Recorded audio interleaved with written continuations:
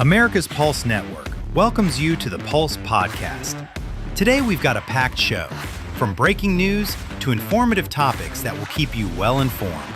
So, please click the subscribe button to get notified of upcoming episodes. If you like what the APN's The Pulse Podcast talks about, then please share the Pulse with others. During this episode of The Pulse, the host looks forward to your comments. Tonight's APN's The Pulse Podcast starts now.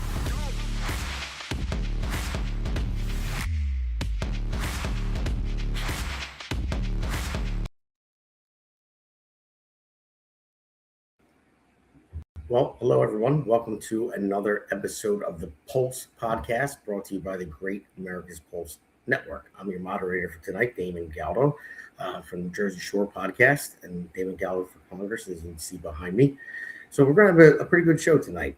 We have a new guest coming on. We have our co-founders and hosts that are coming on as well. I'll introduce them when they come on.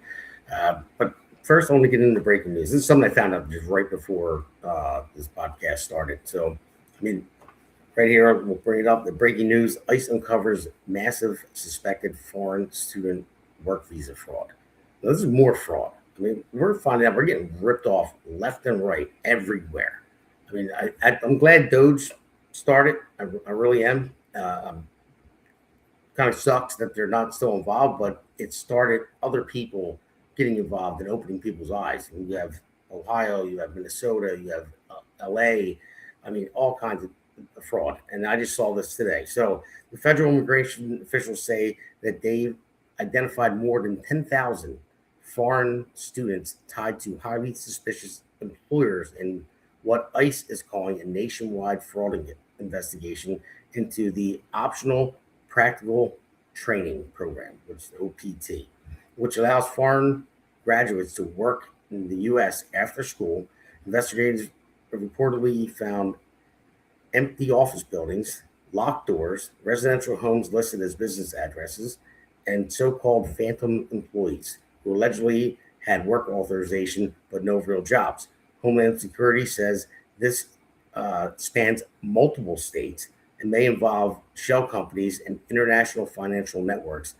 Officials are calling it just the tip of the iceberg. I'm tired of hearing the tip of the iceberg because this is insane. So, I mean, if true at this scale, I mean, just think about it. This raises a major question. How did a program meant for education and workforce training become a pipeline vulnerable to this level of alleged abuse? And that's the problem. I mean, that's why I wanted to go with this one with the breaking news. There's breaking news all over the place. We can talk about Trump and China. We're going to get into all that as well. But the massive fraud in this country is insane. You know, and we wonder why things are so expensive. And I tell people, I'm just going to the monologue right here, and that's what it is.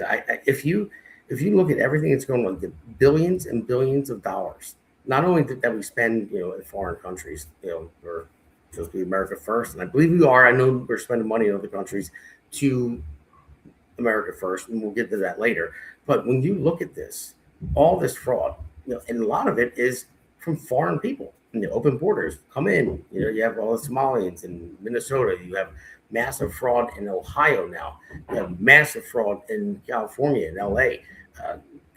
Now this just comes up. Just imagine that. I mean, I know everyone out there, you are struggling to pay your mortgage probably, and you complain about the gas prices as of now. And Trump, I'm hoping that you do something about it very soon. I believe he is. I have to believe that he is.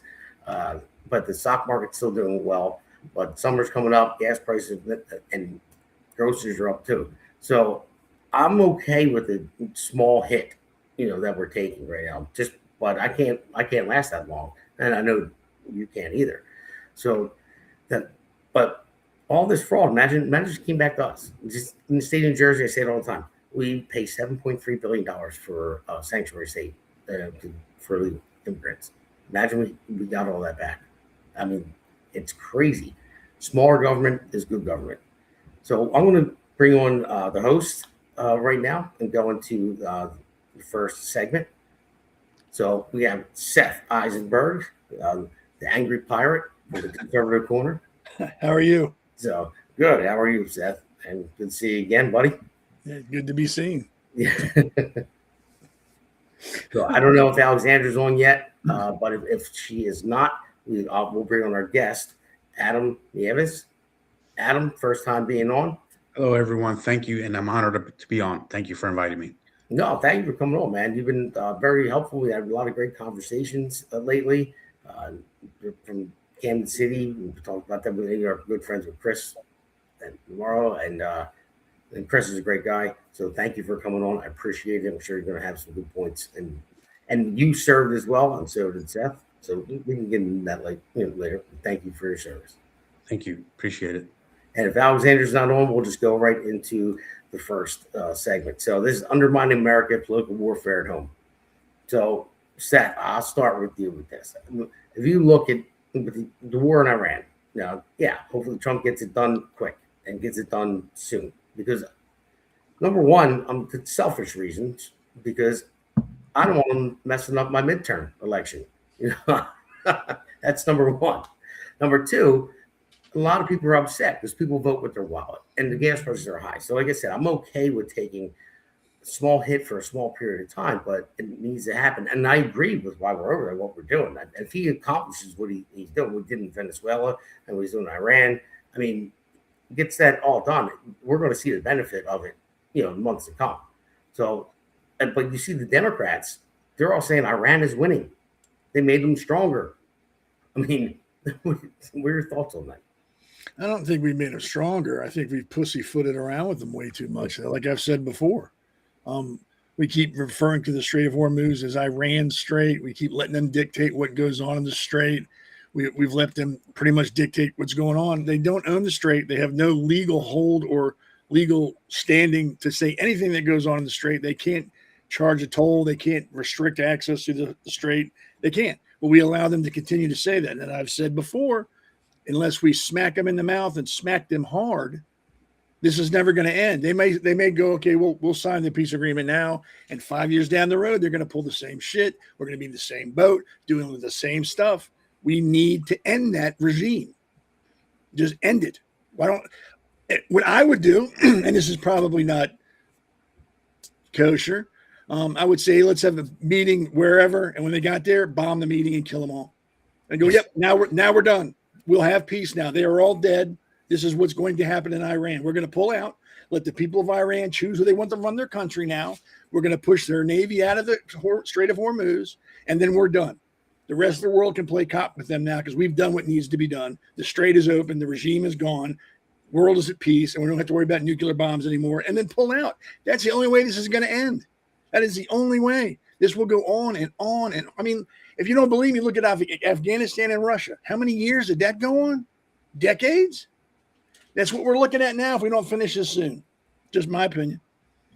Well, I would advise against calling a meeting and then taking them out, because then no president of ours would go to another country ever again. Well, yeah, there's always that. But yeah, I mean, I think you should, if they don't come to terms, then they go after their infrastructure, go after their power plants, everything that Trump said. So I think it's coming if they don't do it, and it just has to happen soon. It's got to be over. And also, just so I'm putting it out there, I do not want boots on the ground. We don't need boots on the ground there. We don't need ground troops. We don't need that at all to beat Iran. They're a third world nation. We are a world power. We don't need to put a single boot on that ground to win. So I agree. So Adam, I ask you. I mean, you served, and tell people where you served and where you were at and everything else. And I'm a veteran of the United States. Yeah, sure. Thank you. I'm a veteran of the United States Marine Corps. I did 13 years in the Marine Corps between active and reserve. I did one tour in Iraq back in 2004. For most people that noticed that 2004, November 2004, April and November were the bloodiest months of the whole Iraq conflict theater, especially in November. I was there. I participated in an operation. It's called Operation Phantom Fury, where a lot of Marines and soldiers were killed because it was a large offensive operation in Fallujah.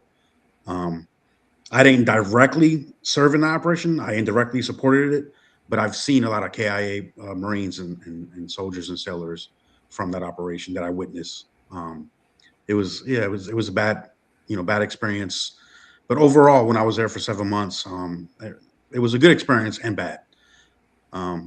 It was like I met a lot of people and I've done some great things and I experienced some good things and bad things. But anyway, the situation with Iran, like, I believe this is a necessary evil that we have to, address. Because for so many years, I think it's like 40, I don't know, 48, 47 years that Iran has been, very anti-American, and they financially and supported a lot of they supported the deaths of a lot of Americans for so many years. The whole ISIS thing, and it's sad, but a lot of people don't notice. A lot of Americans don't notice that under Obama, the whole Iran nuclear deal, that was horrible. Like, we're good. So what Obama wanted to do, he gave billions of dollars of American taxpayer money to Iran so they can not build weapons. But guess what? They did it anyway. And they generated enough revenues and funds to create ISIS, which caused more American deaths. And not only just that, but Muslims, in Syria. So the thing is, there's a cost. Yes, gas prices are going up because the market, the speculation of the instability of what's going on in Iran is causing the markets to unstable, and which causes the prices to go up. But I just think since we pretty much destroyed most of Iran's military capabilities, I say about at least 95%. We should just, I agree, no troops on the ground, because that will cause casualties for American casualties. But we should find a diplomatic way to resolve this. I mean, eventually they're going to give up because Iran's economies, it's in turmoil. So, the only thing that worries me about that is they don't care about their people, so they'll let them starve, and they'll hold out as long as they can. So I think we're going to have to go in there and do it. And like I said, thank you for your service. And I just want to let you know, Seth is a Navy guy. He always gets on Marines. He said that, always, what's the term? That won't give you a ride anytime you want. Uber before Uber was cool. So he had other Marines on here. And Alexandra just joined. Thank you, Alexandra, for coming on. Sorry about my tardiness. I was doing a lot of work, as you know, with the White House and so forth. So, all right. Well, but just going to that, we're going to play this first clip. And this is the undermining. Trump is going to China right now. And we're choking off Iran and not letting them get oil out to China. So we're choking off China. China, I believe, is our biggest enemy. And so you have the Democrats out there saying, oh, Iran is getting stronger. They're undermining America first, undermining, the president. Now, I know they hate Trump, but give it up already. I mean, please. It's like, I don't know. But let's roll the first clip. We'll play this. Non-citizens, should they be allowed to vote in local elections? Is this a yes or no? Mr. Pratt? No. Mayor Bass? It depends. It's not a yes or no. Depends on what?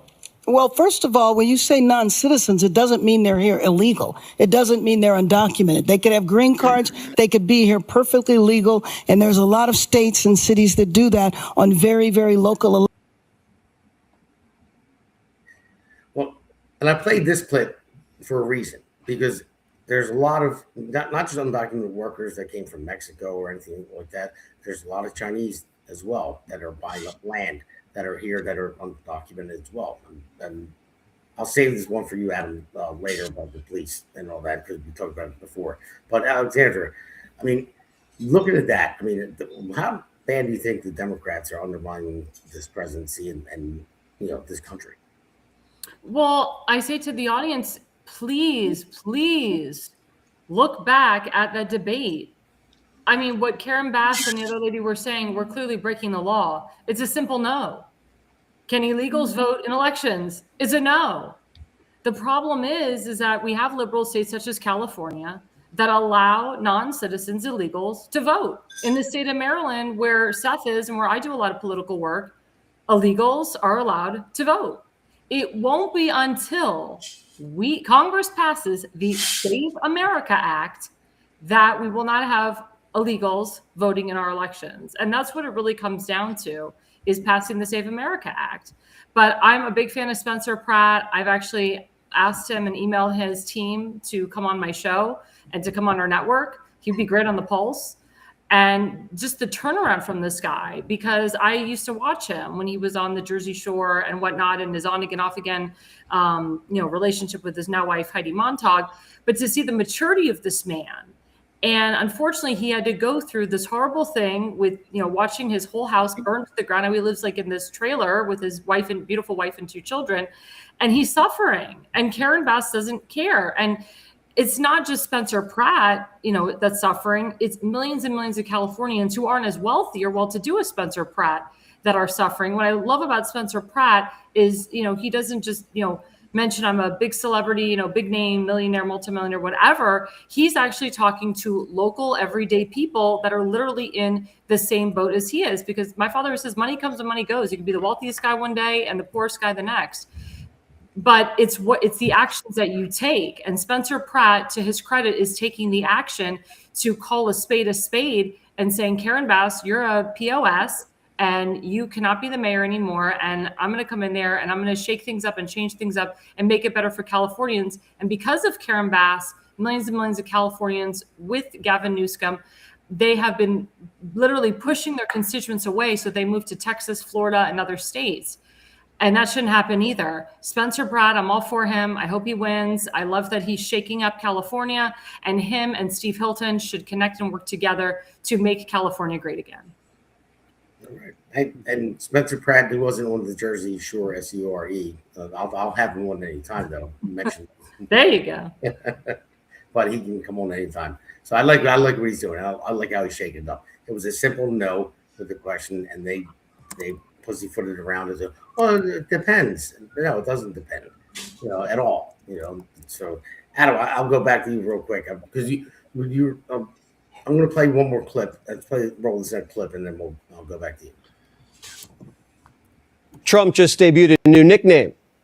That's why we call them the Democrats. We have a new name, the Democrats. Damn it. I wanted to save that one for Seth. So Adam, hold on a second. I thought it was that next one, Seth. Well, I need you on this one because I love the Democrats, and when he called Tim Ballot retard, he's retarded.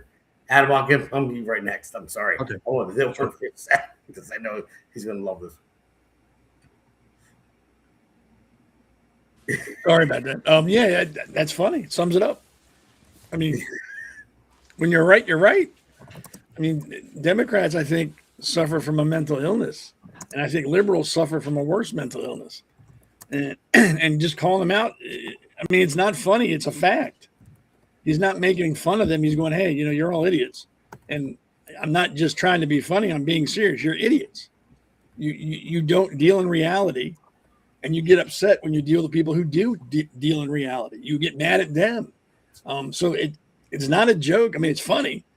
It's more fact than anything else. And I agree 100%. And I'm not saying all liberals. I'm not saying all Democrats. I'm saying a vast majority of them are stupid. I mean, they would eat yellow snow if you told them it was lemon flavored. I mean, they are really that ignorant of facts. I think facts cause them physical pain if they acknowledge it as a fact. Ooh, I'm having a heart attack. No, that's just reality kicking in the balls. That's all that is. But yeah, he's right. 100% right. So, all right. So let's roll the next clip real quick, and then I'll go to you, Adam. New this morning, Democratic Senator Mark Kelly facing a new investigation after discussing U.S. weapons stockpiles on national TV following a classified Pentagon briefing on the war with Iran. Kelly talked about the U.S. air defense systems while also warning it could take years to rebuild some of these munition stockpiles. Secretary of War Pete Hegseth says the Pentagon's legal team will be reviewing those comments and whether Kelly violated. Adam, Mark Kelly, the one looks like Sloth from the Goonies. He came out and he said, like we talked about it before, like when Biden came out and said, "Oh, well, I went to Russia and I told them, don't attack these 16, infrastructures. It's a big no." Okay, well, he's given the plan, and I don't think Russia's that big of an enemy as we think. Yeah, they've got their own problems, but China is the biggest. And Yes. this guy is out there saying this. I mean, I don't know if it's treason or what, but it's stupid. I mean, it needs to be looked into. And you were talking about China earlier, our biggest threat. So have at it. Yeah, well, the thing about Mark Kelly is, first of all, this is an allegation against him. I'm a conservative. I'm a Christian. I'm a God-fearing man. I'm also a U.S. Marine veteran, combat veteran. The thing about that is, if it's true, because you can't just assume that it is true, because anybody can accuse anybody of anything. If it is true, then his government secret clearance should be rescinded. Because even politicians, these members of the Senate or Congress, and they have to have a secret clearance to have access to classified information. If he disclosed classified information and that undermines our national security, then that's a potential, that's a threat to us. So if it's true, then then he should be charged by the Department of Justice, should be investigated, have his day in court, and if there's strong, overwhelming evidence against him, then yeah, he should be charged. So, no, I hear you there. I see how Donald said it is true. He said I heard it live, and so just put it up to our producer. And just to remind everybody, anyone has a question or wants to make a statement on there in the chat. It doesn't matter what social media platform you're on. It doesn't matter if it's Rumble, Facebook, X.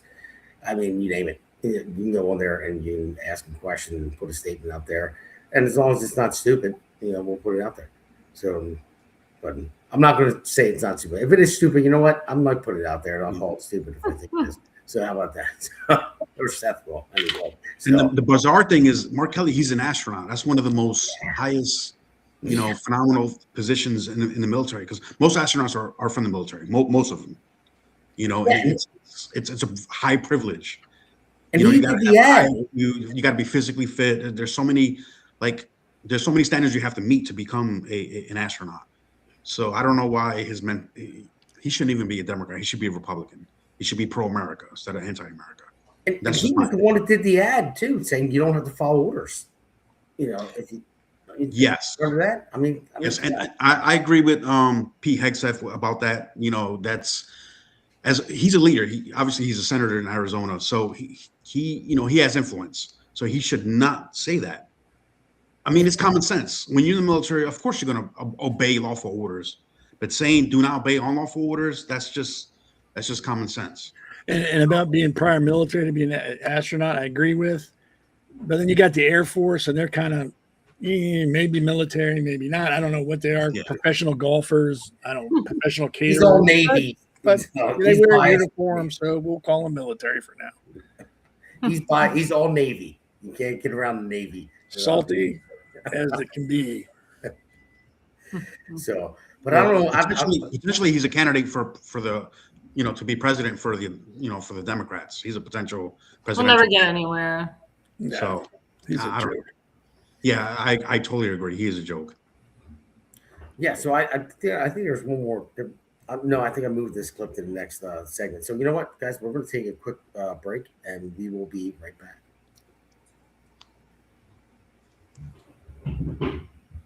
America's Pulse Network. The mainstream media is bought and paid for. The truth is twisted to fit their agenda. But America is waking up. Because podcasts are the future for trusted media. Welcome to the America's Pulse Network. It is a network built by patriots that upholds the Constitution. But America's Pulse Network stands for God, truth, and the America First movement. There is no corporate propaganda, no government spin, just real news, real talk, and real voices fighting for faith, freedom, and the future of this great nation with common sense. Here are some of America's Pulse Network podcasts. Alexandra Levine Live, hosted by Alexandra Levine. Jersey Shore Podcast, hosted by Damon Galdo.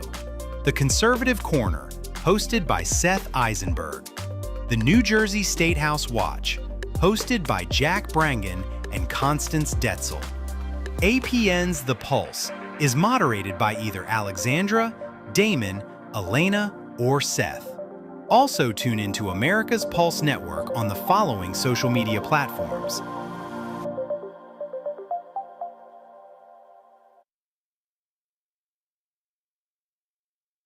join the revolution, because the pulse of America beats for God and country. America's Pulse Network is for faith, family, freedom, and truth. Everyone, welcome back to the next segment here for the Pulse at Fang News. And we're going to have a talk with Restream. I know it's not, no one out there can see it, but it kind of jumps on our end. So Restream, get your stuff together. But I know it streams fine to everybody else, so you guys won't see it. But it's hard when you come back on. So, but anyway, all that aside, Fang lives. So it's kind of a joke, but not really, because Fang and with what's his name, the Smallwell, Eric Swalwell. California. Yeah, and she, Smallville. yeah. Well, the fart machine, as the people call him too. I don't know if I've ever seen that video. I wish I would have. I'm sure I would have thought of that when he was actually live, and he just, well, whatever, it happened. but I'm going to play this first clip here. So on the eve of this trip, we learned that the mayor of Arcadia, California, agreed to plead guilty to a federal charge of acting as an illegal foreign agent for China, also promoting Chinese propaganda. So in light of that, how can the U.S. trust China right now? Well, I do not know the details of that case. I actually only read about it on media. And this is the U.S. judicial process. There is no place for me to pass my personal comment on the case, and whether or not, the case is fair, she's getting fair trial, I have absolutely no idea. But I do see a pattern.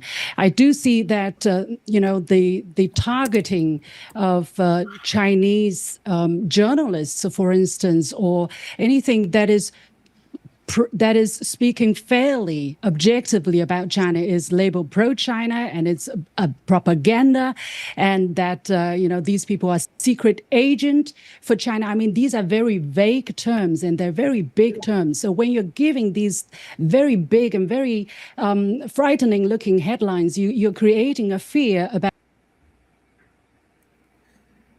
So, Alexandra, they're creating a fear. I mean, the journalist should push back a little bit, not much, but it's like there's so much out there. China is one of our biggest threats. They really are, trying to steal everything from us over intellectual integrity. I mean, everything. Everything. Spy balloons going across the country. So, what do you think about media? I mean, because we're going to get into in the fourth segment, like what the APN is about, and we're going to talk about good stuff, like how we talk about. But look at the media there. Like they're just, I don't know. I would say they're just letting her say, "Oh, China is, they're the victim." They're not. No, there's spies all over the place. So yeah, I mean, you made a good point. The mainstream media, they want to make our enemies sound like they're great, and they want to make our allies, such as Israel, the bad guys. And that is propaganda. That is I hate to say, the pay to play that goes on with reporting. I've said this multiple times, and I'll say it again. There's a lot of reporters that sleep with ambassadors, dignitaries, diplomats, prime ministers, presidents, you name it, to get good press. And also there is media people that sleep with congressmen and senators also to get good press, and candidates too. So I'm not accusing this woman of sleeping with anyone, but you never know these days. But what we're seeing, what the American people are seeing as President Trump is now in China visiting Mr. Xi, is we're going to be seeing some talks about the trade and the tariffs between China and the United States. And for people who don't know this, or maybe people do know this, President Trump has done multiple business dealings worldwide before he became the president. So in China, the Bank of America is actually one of his biggest clients, which is owned by the Chinese. So I have full faith that President Trump knows how to deal with China. He's dealt with them in his first term. He's dealing with them now. President Trump has found a way to remove the Chinese from owning farmland in the United States, which I couldn't believe that was happening, but that was happening under Joe Biden. So everything, in my opinion, is getting better. But yes, China, we do have to be weary of them. And China's focus right now is to take over Taiwan. And as you know, Taiwan is a big ally to the United States. So that's another reason why President Trump is over there too. And also, President Trump, knows, even though China and Russia, they act like they love each other, but they really don't at the end of the day. At the end of the day, they both flip a coin. Who's going to be the superpowers? Is it going to be China or is it going to be Russia? For people who don't know this, Vladimir Putin actually has the most money out of any president, prime minister in the world. A lot of people say, oh, Putin is broke. Let me tell you something. He is not broke. He's got a ton of money. I know this for a fact. That's why he's winning the war in Ukraine right now. And, we have to, in my opinion, we have to, trust President Trump, trust what's going on over there, trust Secretary of State Marco Rubio, what they're doing over there, to make sure that, China, doesn't become this superpower that they've been talking about. And they know that they can't do that. President Xi knows he can't do as much detriment as he wants to because President Trump is now in power. All right. Well, Seth, I wanted to go to you next. About what do you think about China or China as China? Yeah, it's to say.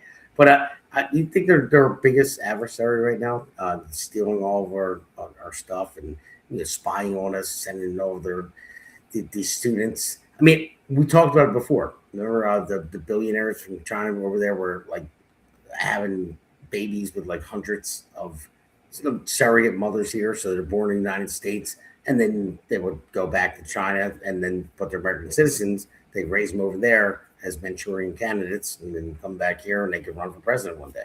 Mm-hmm. So, what do you think are the greatest threat they have on us? Oh, you're muted. Muted. Other than liberals, yeah, I think they're a pretty serious threat.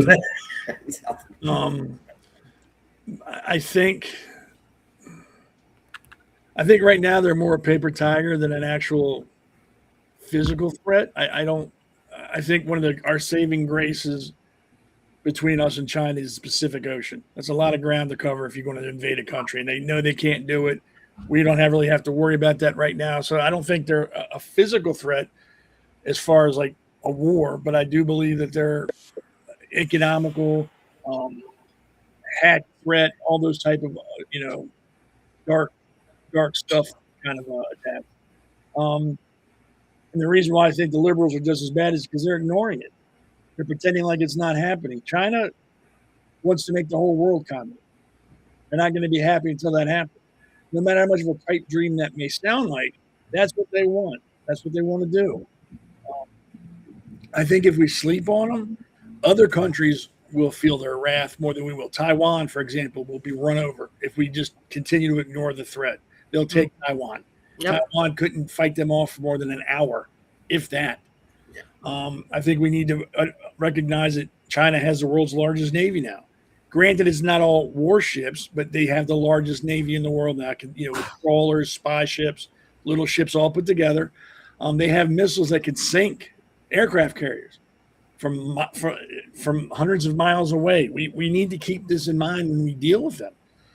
They're a much older country than we are, too. And that may be like, oh, who cares? That means a lot. There's a lot of history with that country. There's a lot of national pride, whether it be forced or organic, when it comes to that country. And those people are all about face. They're all about respect. And if they don't respect you, you're an animal to them. And they don't care about you. They'll do whatever they want to do to you because you're an animal. If they respect you, they'll leave you alone, or they'll deal with you and they'll talk with you. I think right now what they're doing with all the crap that's going on in this country internally, I think right now they're feeling us out. Are we worthy of their respect? Not that I care if we get it or not. Or are you an animal? Are you less than us that we need to get in there and do what we have to do? And the liberals aren't helping. They're banking on liberals to help them. Whether they know it or not, the liberals are going to help China or hurt China. And right now they're in China's corner. They're doing everything they need to do to prove to China, yeah, we're weak. Come get us. We're not going to be able to fight you. Just keep coming. And until I hate saying it because I have no problems with opposing schools of thought or anything. I don't mind it. But they need to shut up, and we need to put them in a corner. Let the adults talk. We're going to figure this out. You sit at the little kids' table, eat your peanut butter and jelly sandwiches, drink a little glass of milk. Let the adults deal with this because you're not helping at all in any way, shape, or form. And as far as with schmuck face with Fang, was it Stallwell or whatever? He should have been put in jail immediately. Once they found out he was a spy, he should have been arrested, charged with treason, and put in prison. End of story. Because if I did that when I was in the military, I was like, well, I'd have got locked up immediately. Well, I didn't know. We don't care. You're under arrest. Let's go. He knew. Yeah, and if he didn't, he's an idiot. He needs to be in jail. And you had Diane Feinstein, had their driver for like 20 years. Chinese spy too. Yeah, Damon, wasn't there a report there was a woman who's Chinese? I think she was on the local, I want to say local or state level representative. She admitted recently that she was like a spy for China. Like she was working with like the hardcore communists and the heads of the party under China. I think that was a recent story that just came out. Guilty. I think she's going to go to jail. Yeah, the one we just played. She resigned. She was a mayor. Yeah, resigned exactly. But she should be going. But they said she's gonna. They're gonna throw her ass in jail because it's treason what she did. So yeah, I'm going to go to you because we talked about what Seth just talked about the liberals. The liberals, fueling China. And I mentioned before, I don't know if you got a chance to look it up, in January 10th, 1963, how to destroy the United States from within. But that's what they've been doing. So, and all these liberals that are backing them, that we talked about before, the Hamas and Israel and all the people that for Palestine and not for America and hate and all that stuff. So what's your take on all this with all these liberal people that are really anti-American, I would say? Well, I just think, obviously, in my opinion, China is our number one threat because they're our powerful nation. They have, I think they have the second most powerful military, their second GDP. Right behind us. Our GDP is what, $39 trillion a year. They're inching up there. I think they're like in the 20s, mid 20s or something. And I believe what China's ambition is, they want to be number one. We're number one. They want to be number one in the world. So what I believe what they're doing is they're funding the liberals and the left media and they're utilizing social media, TikTok especially. They just want to cause mayhem in our country. I believe that China's behind a lot of this pro-Palestinian BS that's going on. Mm-hmm. I'm very pro-Israel. Like I'm very pro-Israel. I'm a Christian. And it's just bizarre that Americans are pro-Palestinian. I don't see the connection there. And the reason that's happening, in my opinion, is because they're being influenced through China. Through social media. It's China and Iran. It's mostly Iran. Yes. Yeah. That makes sense. Iran, yes, absolutely. But it's just very bizarre. It's like during COVID, during the Black Lives Matter and all that stuff. That's George Soros. Yeah, that's George Soros right there. Yeah, George Soros. Yes, I totally agree with that. Yes. And I'm doing a little bit of research, but George Soros has an influence of what's going on in Ukraine. Russia. Yeah. That's why I was very against this war. That's why I did not support Zelensky. And everyone's like, but how can you not support your Jewish brethren? I said, well, hashtag not my Jew, hashtag never my Jew. And second of all, he's a puppet. And they just, he does whatever Barack Hussein Obama and George Soros tell him to do. He's a puppet. He's disgusting. Are you saying Zelensky? Oh, yeah. Big time. Yes. I am against Zelensky. I think, in my opinion, he's a scumbag. Oh, he is a scumbag. He's a manipulator. He's always begging for money. Always begging for money. Yep. And if you don't get what he wants, he says, well, if you don't support Ukraine, you're supporting Russia. That's he it. actually said that against us. I know. So Donald Trump is a very smart man. Remember, Donald Trump is a businessman. Mm-hmm. Why are we going to give American taxpayer money to a country to fight a war that chances are they're not going to win? Not only that, why should we contribute to Russian troops dying? Well, It's ridiculous. we have the proof that, Zelensky and his minions have been recruiting Americans that are in the military and former military to come to Ukraine and fight in their war. Has Vladimir Putin done that? Has the Russian government done that? No, and they won't. That's a big difference. And that's what people don't understand and need to understand. The guy that tried to kill Donald Trump at Mar-a-Lago, I forgot his last, Ralphman or whatever the hell, he was one of those Americans that was recruited by Zelensky to get other people, Americans and former military, to be a part of the war in Ukraine. And if American soldiers died on Ukrainian soil, well, they died for a great cause. And that's what people need to understand. And that is the truth. That's not opinion. Those are facts. And another thing is, by us supporting Ukraine, we're going against Russia. So by us going against Russia, we're basically indirectly pushing Russia closer towards China, because Russia has to, they're at a war, so they got to get resources from somewhere. Mm-hmm. So we should not. Well, Russia gets a lot of their sources, their resources from Iran. They do. Yes, and Iran, because Russia, they got to get resources from somewhere. It's the oil. It has to do with the oil. What we should have done, we should be 100% neutral. Don't get involved. Let them hash it out. That's in a different part of the world. And the thing is, by us helping out Ukraine, not only are we wasting taxpayer money, there's another cost. Remember, hold on, we have to stress out for our viewers. I'm sorry, Damon, I don't mean to take over. I know you're the host. I feel terrible. It's terrible. And I'm like, I'm on 4.5 hours of sleep. And you were late. I know, I was late, so I'm making it up there. But anyway, for our viewership, we need to, explain that it was Joe Biden that was the one that, kept pushing us or kept pushing Congress to give arms to Ukraine.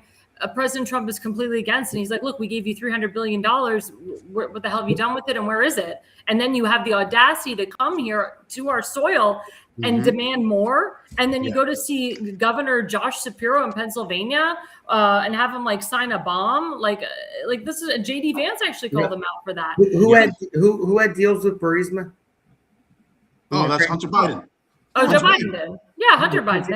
It's Hunter Biden. Yeah. But yeah, I mean that's the truth. I mean that's the God's honest truth. So for the audience, for the classroom, President Trump is completely against consistently giving money and aid to Ukraine.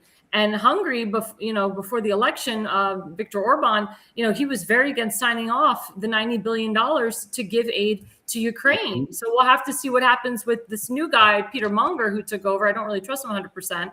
So we'll have to see. But I mean, it's very scary and it's very damning. China is a threat, yes, but I will be honest with you, Iran is even more of a threat, to be honest with you. I just want to add a caveat real quick about Ukraine. I agree we should be neutral, but we also need to let it be known we have lines. Correct. If Russia, you do this, you are going to pull us in and we are going to drop the hammer on you. Ukraine, if you do this, we are going to come in and drop the hammer on you. Amen. As long as you don't cross those red lines, we don't care what you do. If you use nukes or chemical weapons, you're going to feel the full brunt of the United States. And that's what Trump has said. And that's what Trump has said. He has said that on True Social many times. Well, I mean, a lot of people, we have one more clip to play and we got to get to the next. But a lot of people look at it like, why, even if they use chemical weapons, they use that against each other. A lot of people in the United States, friends of mine are like, well, why? I mean, why do we get involved with that? I mean, yes, I'm on the side of life. I am. Like I say, yeah, you step in and do it. But people ask me, why do we have to be the police of the world? And I always tell them, I said, it's not just being the police of the world. I mean, we have to have foreign affairs. The world has gotten so much smaller now, with all technology and everything else. It's the same reason why Trump is moving troops into Poland, the bases into Poland, not troops on the ground to fight, just moving closer to Poland because he doesn't want Putin to, if he gets past Ukraine and just go through Poland, which I understand that. I get it. You got to have some type of peace to strengthen, and you have to have that somewhat of policing around the world. And we're the most powerful country in the world, and I think we're the most just country in the world too. I mean, we suck in other places with the liberals. I mean, we should ship them out, to other countries. I would say, just go live over there for 2 years, 2-year term, living over there, and then come back and see how much you love this country. People that are so far to the left. But I'm not saying just Democrats. Or Democrats that are normal, but I'm talking about the far left libtards that are crazy. But I'm going to play one more clip, and I just want to play this. I'll talk about it real quick, and then we'll take a break. So let's play this clip.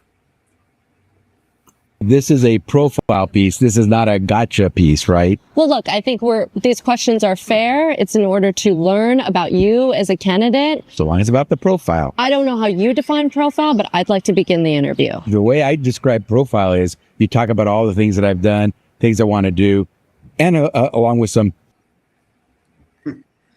It's like just this guy running for, a gotcha question. He's running for governor. I was like, take the interview, answer the question.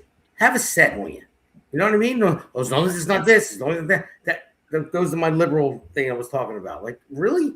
If you want to run for governor, have a set on you. I mean, and take any hard question. I mean, anybody I meet, they want to ask me a hard question. Hey, listen, if I screw it up, I own it. But I'm not going to sit around and no gotcha question. I'm going to go with it. But I just wanted to play a clip because I know we had that one left in this segment. So, but we're going to take another quick break and we'll come right back, guys. I'm going to get a beer. Bye. Welcome to America's Pulse Network.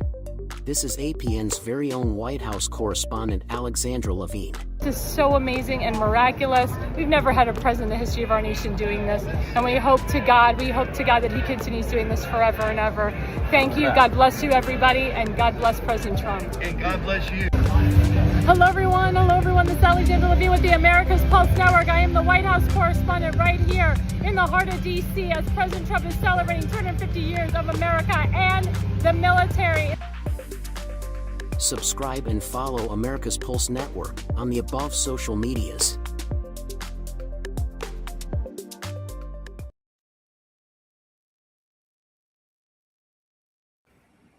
Everybody, welcome back to the Pulse. Thank you, everyone, for your comments out there.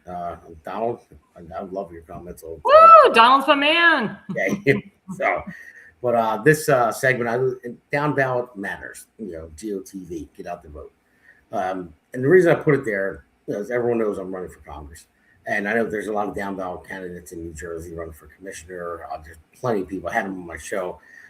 We're going to there won't be down ballot that I want to air out, at the end of the show. And, but the reason why is because they matter. If you have someone running for commissioner, mayor, and stuff like that, I'm trying to help them win. Because if they vote for them, then most likely people are going to vote for me as well. I cover 3 counties, but they cover a town, and I want them to win. It starts at the bottom, and I'm not calling them the bottom. Don't take it the wrong way. I'm just saying that counties that represent a smaller area, and if they win the people over, then those people are going to vote up the ballot as well, and that's where it starts. That's what's more important. And I want to say to you, Alexandra, you've been working with campaigns, and I know quite a few. So if you wanted to talk about this, Tim, Tim's got to get back on the show. By the way, Tim Faisbaker, he's awesome. I know. Thank you. I know he's so busy.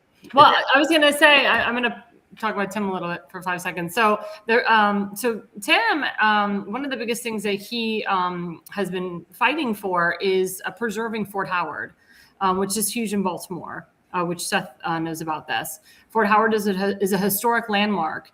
And what happened is that the state, Annapolis, they voted to implement Section 8 housing into Fort Howard, which will obviously ruin the historic meaning of Fort Howard. You're going to get a bunch of illegals in there. And also, it will ruin the history of Fort Howard. And the county actually, they passed a bill kind of counteracting the state. But what people don't understand is that state always overrides county, but federal always overrides the state. So what we're doing right now is we're actually talking to the Trump administration and HUD and Pete Hegseth and Doug Collins and actually Doug Burkham, the Secretary of Interior, to see if there's any way that we can get the federal government to override what the state is doing. And we did find out that if there's a way that, and I think President Trump can do this, if he can connect Fort Howard and Fort McHenry and Fort McKinley all together as one and label them all historical national federal landmarks, there is no way in hell that the state can come in and put Section 8 housing onto that landmark. So Tim just had a huge town hall meeting about it tonight, and it was very well presented. Yep. It was much better than the meeting that they had last week, which was crazy. There was a woman, I won't say her name, but she had a guy arrested for his freedom of speech. He called out the meeting and said the meeting is a sham, and she called the police and had the guy arrested, and he was charged with battery and assault, which he never touched her. He never touched the police officer. So that's a whole, outside thing. It's terrible. What's her name? Say her name. She did it in a public place. You can say her name. It wasn't Mary a private Taylor. meeting. Her name's Mary Taylor. She's a piece of Mary crap. Taylor? Mary Taylor. It's true. And because of her, the poor guy has to go to court in June. And it's awful, but he'll have a bunch of support behind him. It will definitely get shut down because he was expressing his freedom of speech, his First Amendment rights. And obviously there's massive video to protect him and to help him get off of this, what happened to him. But anyway, I forgot what the previous question was about candidates. Sorry, Damon. No, it was about down ballot candidates and stuff like that. Oh, okay, yeah. So that's the issue too. So for myself in particular, and Seth too, because we're both Jews. We always emphasize if you're Jewish, you don't always have to vote Democrat, and you don't always have to be Democrat. And that's something that I worked on with my #Jexit organization since 2019, that just because you're Jewish or gay or black or Hispanic or the stereotype, you don't have to vote Democrat all the time. You don't even have to be Democrat. And we were very successful in the presidential election 2024. A lot of more Jews voted for President Trump in 2024. Unfortunately, it was because of the tragedy of October 7th. It's disgusting that tragedies have to happen in order for people to wake the F up. That's the problem. That's the issue. And that's why I love forums.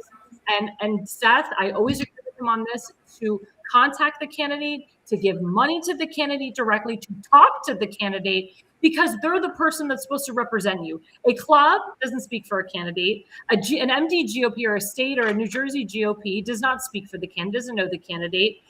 And the central committee doesn't know the candidate either. So unless you go personally and talk to the candidate and speak to the candidate and talk, and I know Tim is very transparent. He gives out his email and his phone numbers to his constituents. I know, Damon, you do that as well to Justin Murphy. You want to be able to get in touch with your candidate.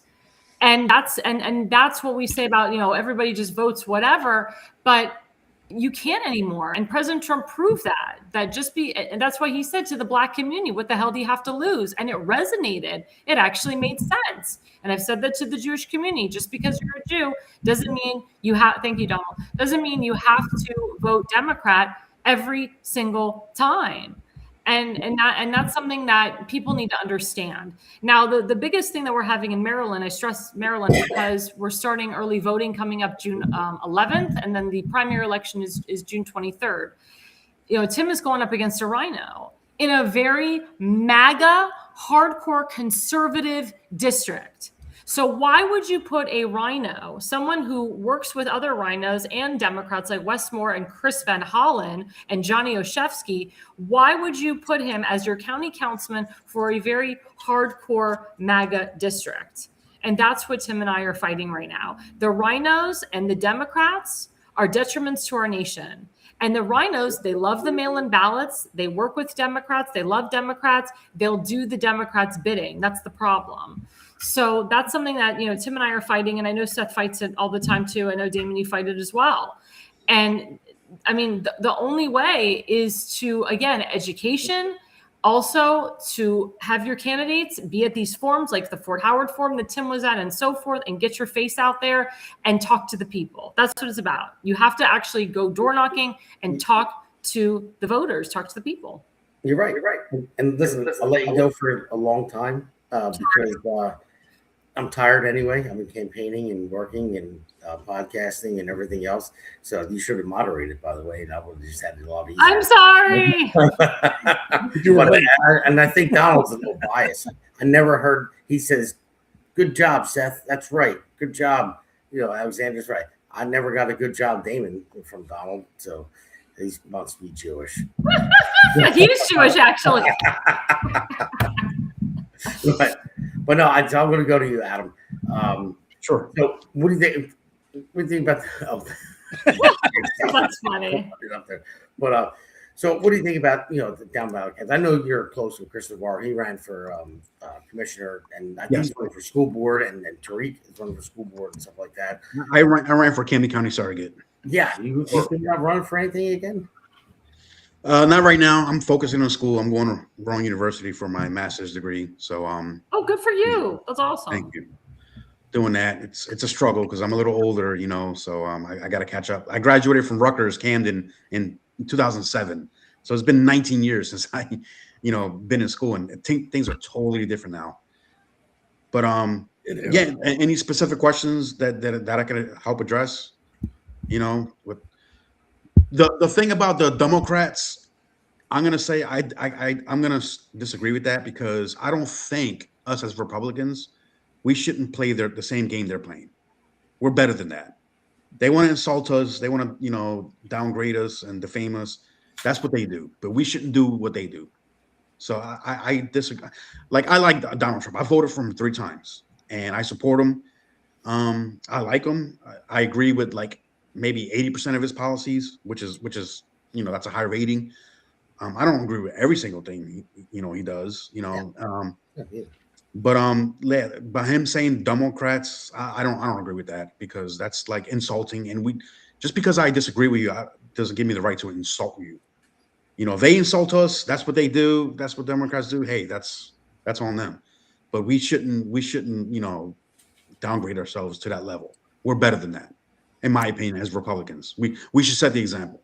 I hear you there. Yeah, I do. I just find it funny, because I'm in construction. Yeah, around it's and funny. I don't care about What the problem is, Adam, is that the problem with that is that we're having people in our party again. You should that are attacking each other. Like, we're dealing with the alt-right people of our party that are attacking each other. They're attacking Jews, and I mean, I'm sorry. Like, I'm going to call out Candace Owens and Marjorie Taylor Greene, Tucker Carlson out. I'm going to call them who they are, whether they're elected officials or not. I mean, Marjorie Taylor Greene is a former elected official. But I am going to call out, Jewish Republicans that, don't do things the right way. And I am going to call out, Jewish Democrats. That's why I have the hashtag not my Jew, hashtag not a true Jew. Yes. Because the thing is that they give me and Seth a bad name by the bad things that they do. And I have Christians like yourself that come to me like, why did Jews vote this way? Or why did they act this way? Or what the hell is going on? And I have to defend myself as a Jew, but I also have to be like, I am not that Jew. I am not a Jamie Raskin. I'm not a Debbie Wasserman Schultz. I'm not this person, that person. So, I know you don't want to, do the slingshots and all of that, but let me tell you something, that's politics. I hate to say, welcome to politics. My friend Tim that we talked about, he's a good man. He has a wonderful family and 5 children. He has been ridiculed by people of his own party, people that he has voted for. They have said the most salacious things about him and accused him of things that he has never done. And that's his own party. So that's why, I'll go after any rhino, any Republican, any Democrat. And so will Seth. Seth is, he's notorious for it, and I love him for it, because we can't allow these people to continue to get away with it. And it's not that we're, quote, name calling them. We are calling them out. And, President Trump, he's notorious for the name calling. And that's how we got elected.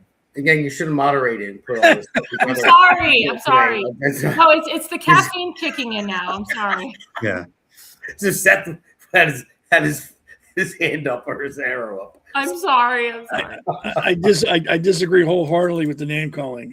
My father was a cop, and the first thing he told me when I started going to school is bullies only understand one thing: it's getting punched in the mouth. That's all they understand. They don't understand reason. They don't understand compromise. They don't understand, hey, let's hug this out. They understand a shot in the mouth. Democrats are bullies. They don't understand anything else other than a shot in the mouth. They call you a dummy, call them something worse. They start screaming and yelling, scream and yell louder. Trying to compromise and be the better man has got us where we are today. We are getting, excuse my French, shit on at every chance they get. And all we do is open our mouth and go, please, sir, can you do it again? Yep. We have to stop that, or this will never get better, because Trump can't run again. And if we don't get another Republican in, we are screwed, because we've been too affable. We've been too compromising. The Democrats will get in and steamroll us over, and all the Republicans we have nowadays are all just going to go, "Oh, don't make waves. Let's not be like that, because then they won't even listen to us anymore." They're not listening to us now, and they're not even the majority, and they're still steamrolling us. We have to start fighting back, or this gets worse. There's no way around it. I'm not judging what you said. I'm just saying I've sat back and tried to go, hey, let's try to understand their point of view. Let's try to compromise. Let's do kumbaya.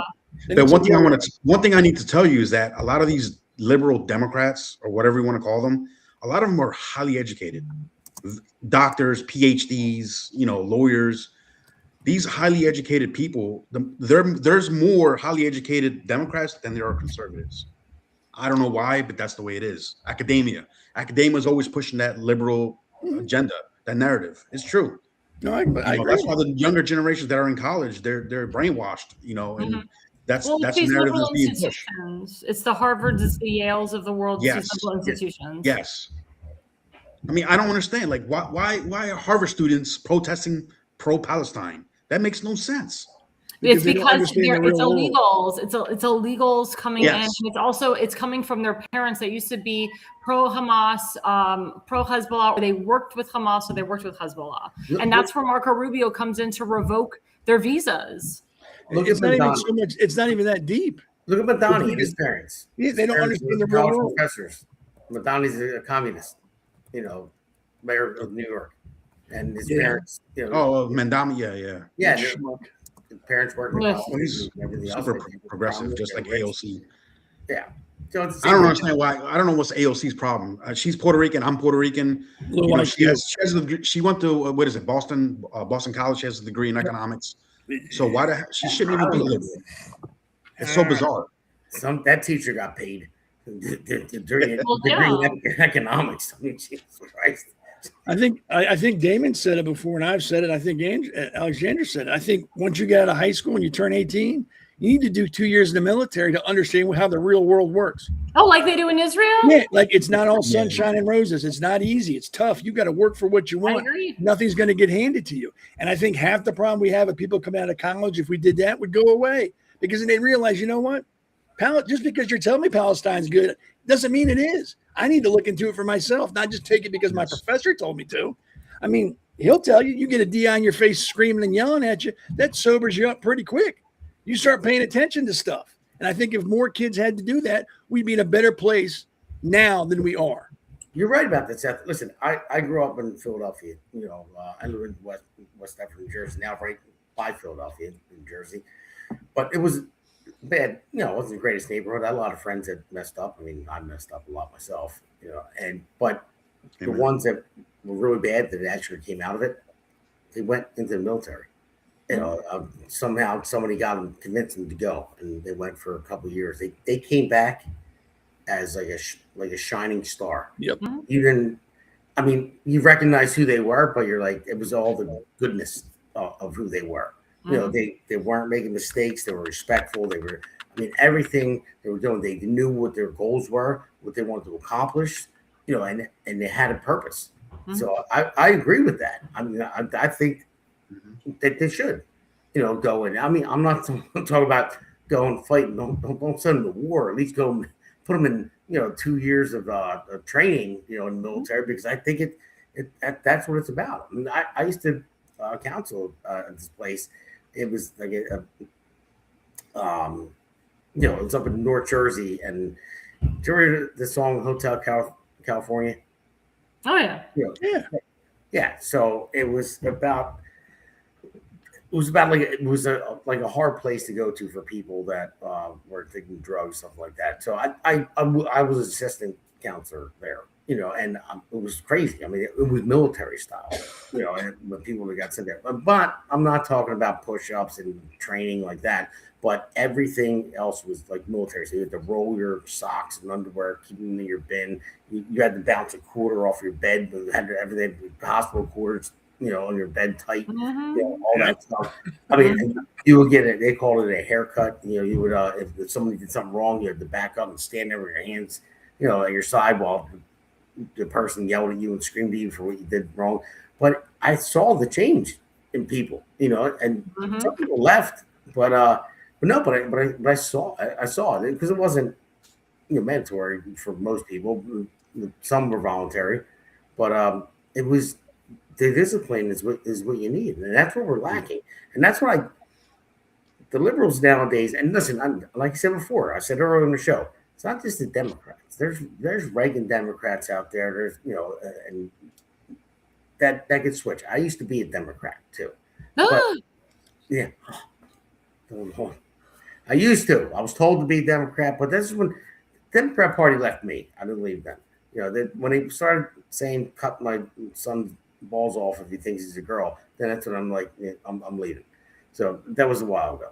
So, but sorry for everybody that's listening. I'm making construction out of my mouth. It's Seth's fault because the way he talks, he gets me going with this. But no, seriously though, I mean, it's not regular Democrats. The JFK Democrats, the Reagan Democrats, they're common sense people. They would be considered conservatives today. Look at Fetterman. Yeah. I mean, that guy, he may not align with all of my policies or your policies, but the guy has common sense. And he had a stroke and it gave him common sense. I know, exactly. And it's like, look at this guy. Yeah, my friend Doug Mastriano, we talk about that. We're like, he had a stroke and now he has common sense. And I think John Fetterman is going to vote for my friend Doug to be confirmed as the ambassador to Slovakia. Sorry, I had to throw that in there. It's the blue-haired, crazy liberal people that never faced any adversity, that go to these colleges and just think everything should be for free and don't want to work for anything. Look at RFK Jr. of all people. He was his whole family lifelong Democrats, like what you said, the JFKs, and he switched, to independent, and you would never know. And it's sad that like his siblings, crap on him and they crap on his wife, but he's doing such great things in HHS. It's just amazing. Yeah. I was at a conference with him a couple like last week. And talking about what he wants to do with health, and he said it. He said most Americans, they don't cook at home, or they don't cook. They go out to eat, and there's a lot of crap in our food. And I'm actually working with an acupuncturist to take the seed oils out of kosher food, because kosher food has a lot of seed oils, and that's why you see a lot of like the typical Orthodox Jewish woman is like short, fat, and stocky. And I hate to say it's because of the challah and the seed oils and the salt and all this stuff. And also she's had like 15 kids. It doesn't exercise in between children. So make big boobs too, though. I'm sorry.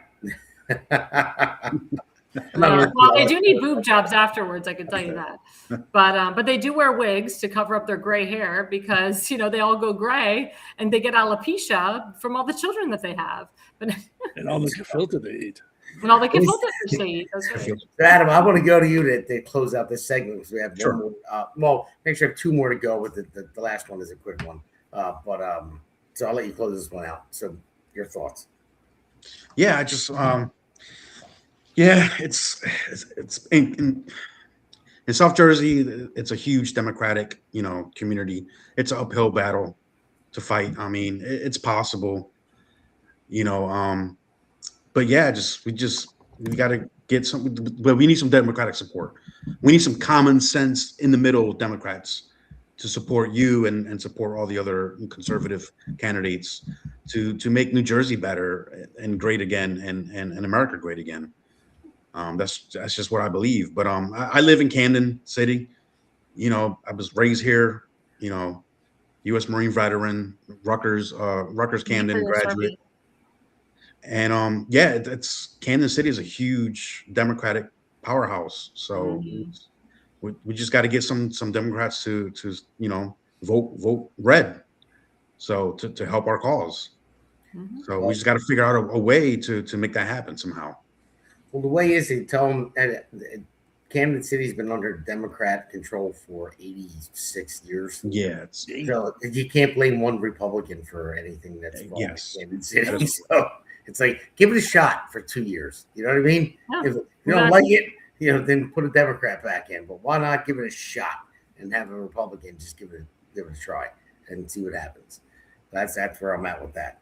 But but yeah, so we're going to take a quick break and we'll go into the next segment, and we're going to talk about what the APN is all about and why we started. Hey, it's great to be on with you. This is a great podcast. It's a lot of fun and it's informative and it's real information. It's none of the frills and none of the nonsense that you hear on the legacy media. Just telling the story of what's happening right now. It's what I do with my newsletter that I get out to anybody who wants to see it. It's what you're doing with this podcast.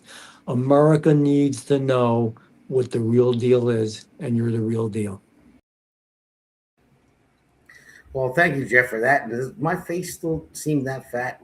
I still tell everybody, okay. All right. I was out snow plowing all night long for like 24 hours, and I had to drive home, and I was out. It was freezing cold.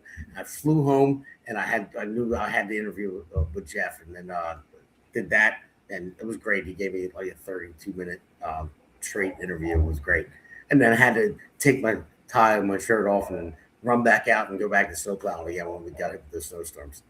But yeah, so thank you, Jeff, for that. It's awesome. Yeah. Jeff Andrew, he's another former Democrat turned Republican.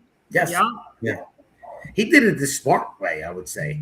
He ran as a Democrat, got elected Congress as a Democrat, and before he got sworn in, he switched to Republican. So, and so is Donald Trump. Donald Trump is also a former Democrat turned Republican. Yeah. It's going with the common sense people, common sense parts. Yes. That's what it is. I mean, I don't even want to look at a Republican and Democrat anymore. It's just stupid, not stupid. Yeah. Common sense, stupid. You know, it's like, I mean, really, that's where it works. It doesn't work. You know. Yeah, it's better. That's simple. But I wanted to do this segment for everybody because we started the America's Pulse Network. Seth, myself, Alexandra, and man behind the curtain, if he wants to pop himself in, if you want to, DW, Damon Sherrod.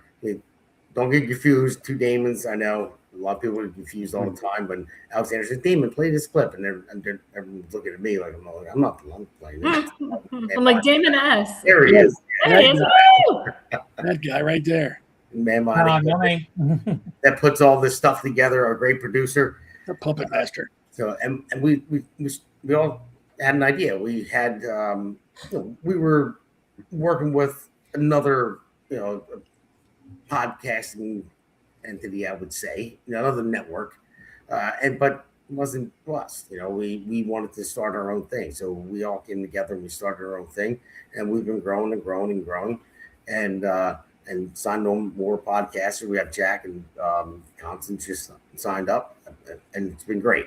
And we're getting different guests on. Adam, it's your first time coming on the Pulse. Thank you very much for coming on. But I think, we got White House press correspondent, Alexandra Levine. So who needs to get back down there soon. So we've got to get you back down there. Because my son wants to go. Once after the primary, I am going to call Jeff Andrew, by the way. So Jeff, if you're listening, and you're probably not at the moment, once I get past primary, which I will, because I don't have I want to be invited down to the 250th because my son is 7 years old. He was born on July 4th, and he said, Dad, can I go down there and give a speech? I share a birthday with America. He said to me. So, but no, I just wanted to go. But I mean, Alexandra, I'm going with you. Like talk about the America's Pulse Network and why we started it and how what we're about. Yeah, I mean, we had a vision, we had a dream. I mean, we met on a previous network, and we just felt that me, Seth, and you, Damon Galdo, and Damon Sherrod, the four of us, we just felt that we could just do it a little bit differently, make it a little bit more professional, really talk about topics that people are interested in, and not do like monologues for like 5 hours. And, that was really important. And then the Pulse idea came because we were kind of doing a duration of the 5. We wanted it to be just like the 5. and have, the 2 girls and 3 guys, or 3 girls, 2 guys, whatever we could do. And if we have 4 people, it's fine as well, which we have tonight. But the 5 is just, like what we're doing now, just talking about different topics and getting everybody's opinion on it, getting the audience's opinion on it. And also, our idea is to rotate the special guests, which is great because, obviously we need different perspectives besides, the main 4 of us, which is me, Seth, Damon, and Elena. So it's nice to have Adam and Tim, and Justin's been on, and some other great people have been on to give their perspective on things. And what I love is, each person's show is very different, and we have multiple different guests. I mean, Damon, your show is completely different than mine, which I love. You're like the man behind the mic, when you're behind the studio. It's awesome. And you have the pleasure of having your guests with you in person, which is awesome. My show is very different. Obviously, I do a lot like independent stuff, but then I'll have different types of guests, whether they're local. We had our first international diplomat. We had a 1-hour interview with him from Budapest, Hungary, and I had the pleasure of meeting him in Hungary. And then I met another guy who lives in Hungary. So we've had 2 international interviews already, which is amazing. In my opinion, that's a huge milestone. And Seth, your show, The Conservative Corner, is a great show. That is you being real for an hour and a half. And, he does curse on the show. Viewer discretion. Disclaimer. Because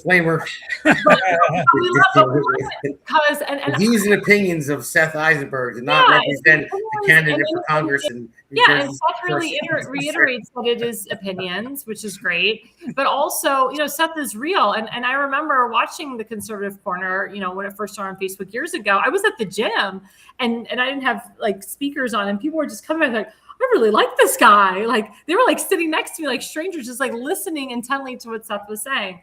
So Seth brings a lot to the table. So it's really awesome. We have different personalities and different people that come to the table. And it's just been awesome. This network has been great. We've been growing. Being at the White House with this network has been awesome. And I'm so honored and proud to be a part of such a well-rounded group. We're all family. And we're loyal to each other, and we love each other. We may scream at each other, normally me, a couple of times because of hormones. But at the end of the day, we all love each other, and that's what it's all about. That's really what it's all about. So I thank you all. I thank you for putting up with me, but I also thank you all for sticking it out. And I thank our viewership for growing. And I thank you, Damon Sherrod, for expanding the restream, for having us on 15 different connections and growing. So thank you for that. Thank you. All right. Sorry, I talked a lot again. I'm sorry. I need like someone needs to give me like a timer or a bell. Like, you get a flag on the play. I want to let you go. No, seriously, it was important. I really wanted to get this out there because we never did anything like this about the America's Pulse Network, and we never talked about it.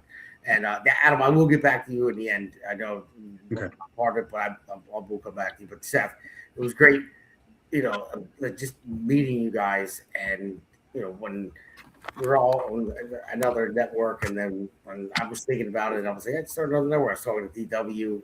Well, anyway, by the way, I call him DW just for the sake of other Damon. DG. Yeah. So anyway, it was great meeting you. And then when we were all talking about it and we started this, it was great, man. And then you were going through a lot of stuff too, and overcoming it and getting hit again, hit there. So, but no, man, great knowing you guys, and you coming up to the election party, driving up from Maryland. That was awesome. Me probably knew you were that tall, or I was that small.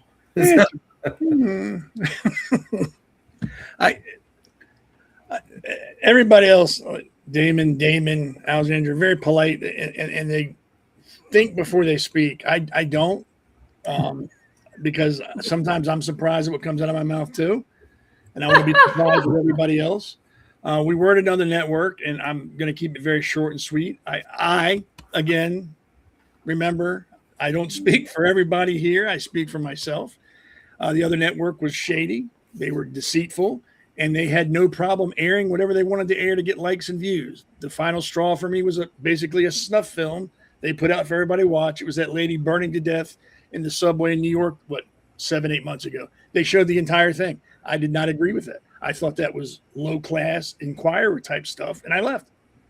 And I'm glad these everybody here allowed me to attach myself to them, because that's bravery, and I appreciate that.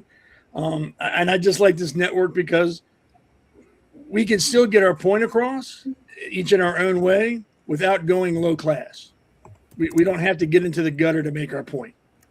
We don't have to do whatever it takes to get that thumbs up or that likes. And you know what? I think between all of us, if we only had 10 viewers, we wouldn't care, as long as we're being honest about what we're doing. Like I said, if I only have 2 viewers the rest of my life, as long as I'm being honest, I'm not here for the views. I'm not here for the likes. I'm not here for the followers. I'm just here, number one, to fight off heart attacks and strokes, because if I don't let this stuff out somehow, they're going to find me on the sidewalk somewhere.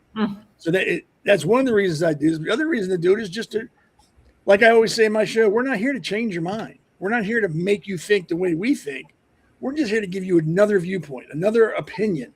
And hopefully you'll go, you know what? I don't believe them, so I'm going to look into it. We just want you to educate yourself. Don't listen to any talking head on a podcast. I don't care who it is. If they say something, fact check it. If I say something, fact check it. If anybody in this panel says anything, just fact check it. 9 times out of 10, we're going to be right.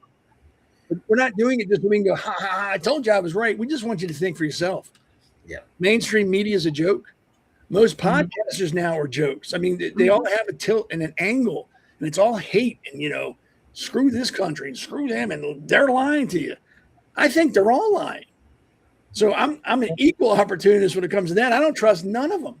And before I talk to anybody when I do a podcast, I make sure what I'm saying, there's some fact there. I don't want to just go shooting off at my mouth, looking like one of the big talking heads and just say stuff because I know people will like it and I can get likes and make, money off it. I'm not trying to do any of that. I really don't. And neither does Damon or Alexandra. We're not here for fame and fortune. We're just here to throw our hat in the ring and go, hey, this is what I think.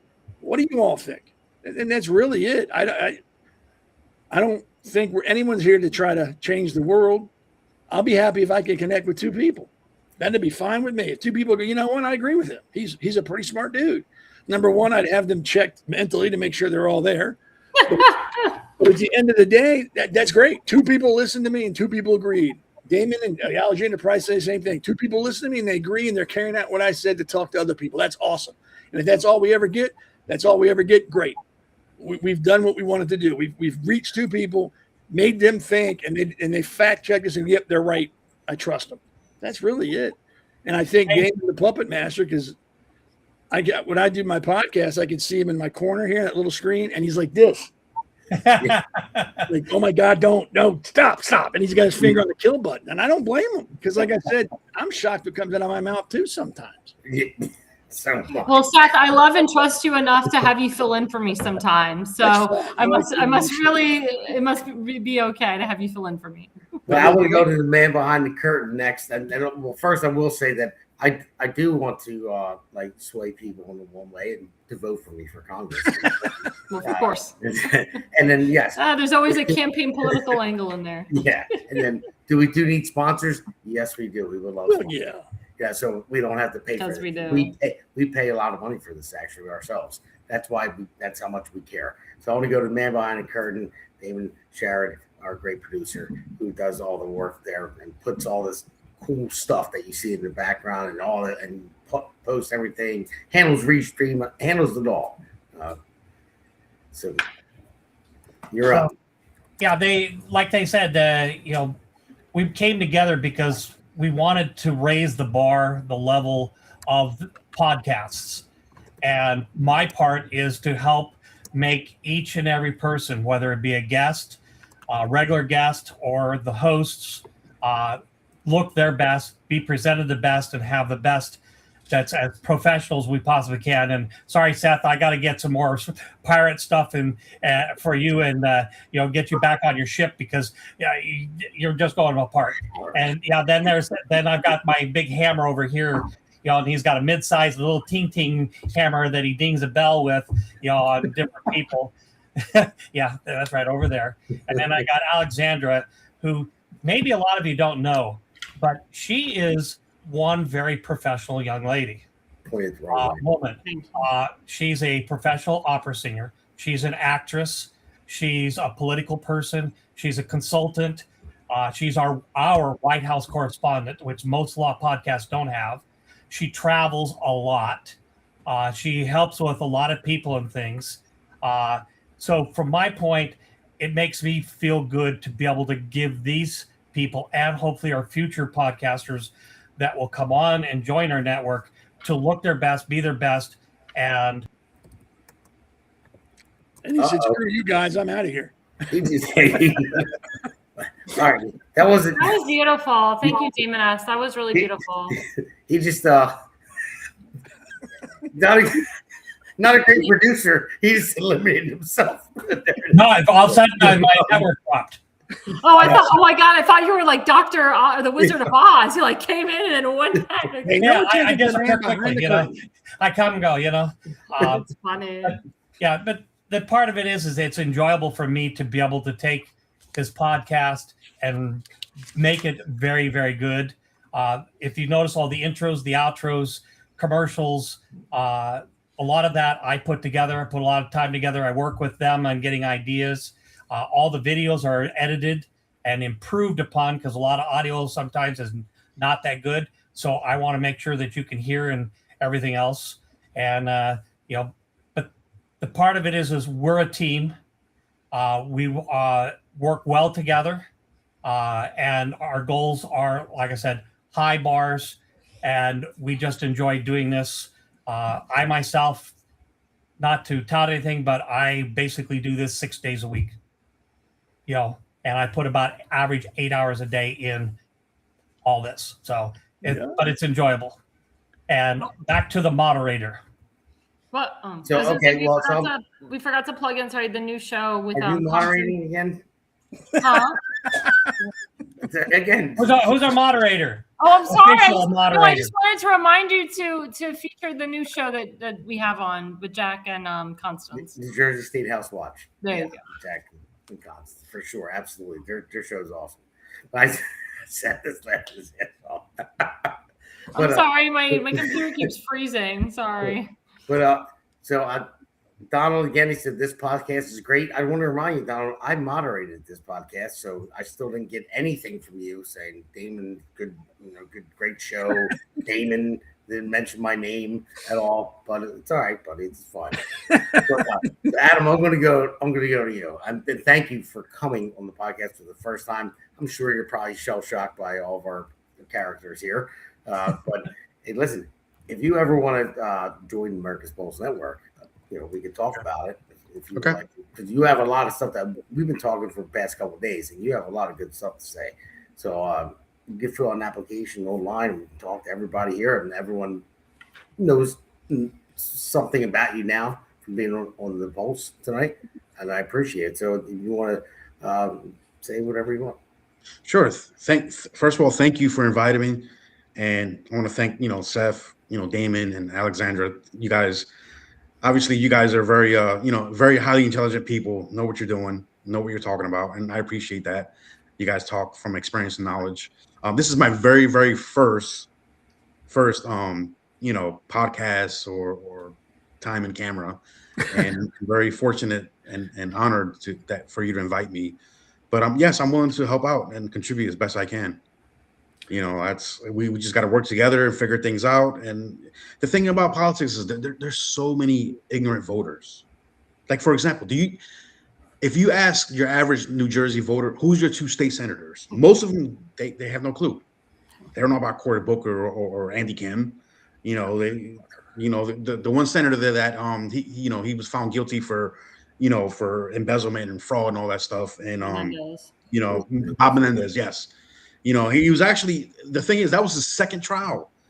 The first trial was a mistrial, and the prosecution, they didn't want to, go to trial again to save money.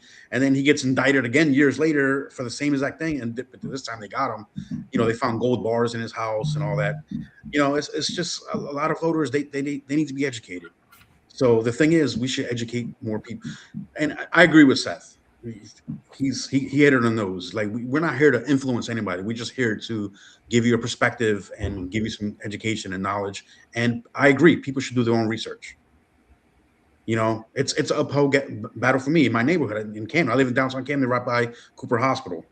Yeah, there's a lot of Democrats here, and it's I consider myself rare because I'm a Puerto Rican from Camden who's a Republican. You know, you're not going to find that in Camden or in Camden County as well. Well, there's 4 that I know of.